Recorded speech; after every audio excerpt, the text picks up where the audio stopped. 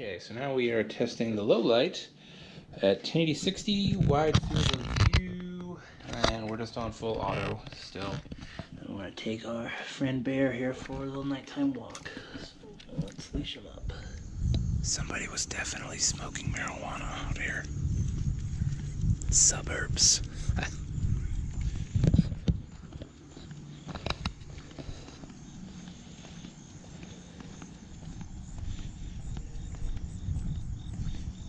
It is pretty dark. Hey, no streets. Come on.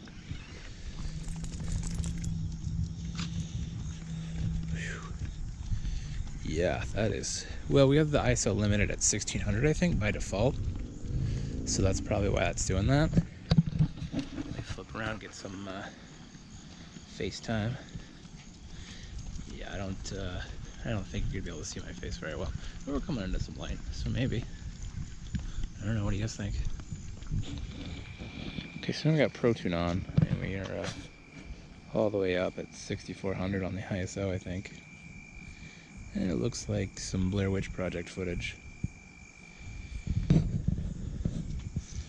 You know, pretty creepy. Be good for like a horror movie, you know, for a handy cam sort of look, I guess. It's pretty stable though. I have like a little handheld thing, but nothing else stabilizing, so stabilization does work very well, or at least it seems to on this little screen.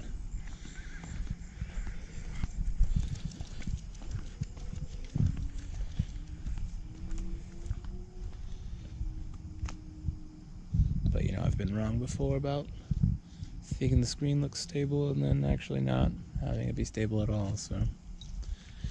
Oh, there goes a creepy light turning on. Alright, let's kill this. Okay, so now we're at 24 frames per second. And we're still at wide. We're at ProTune and our ISO limit is 1600, so I guess the auto doesn't put it at 1600, or maybe ProTune is just that much better, because this looks a lot cleaner. But again, it could have something to do with the fact that we're at 24 frames instead of 60. So our shutter speed's probably a lot lower, which lets in a lot more light.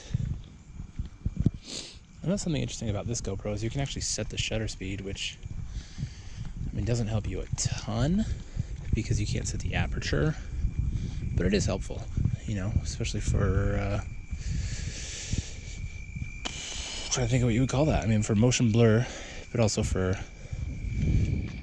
you know, I guess I don't know. Maybe motion blur, I guess that's really all you would call it. Come on.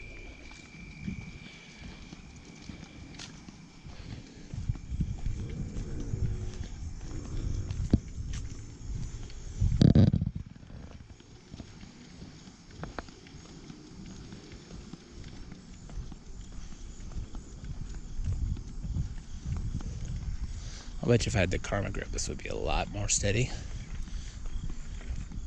But I mean, it is what it is, right? So there you have it. That's kind of a nighttime look with the GoPro Hero 6 Black. All in all, not really something you would use in a super dark situation like a suburb street where some of the street lights don't work. But I was pretty impressed with the image stabilization, but I was most impressed with the microphone. All of that audio was recorded just with the GoPro, and you notice there was one moment where it did the auto microphone where it switched to which microphone it wanted, but I mean, there's no audio recorders, there's no lav mic, there's no boom. This is just the GoPro, and I think it sounds great. So that's probably the biggest surprise so far with the GoPro Hero 6, but all in all, I think it's a solid camera worth the investment.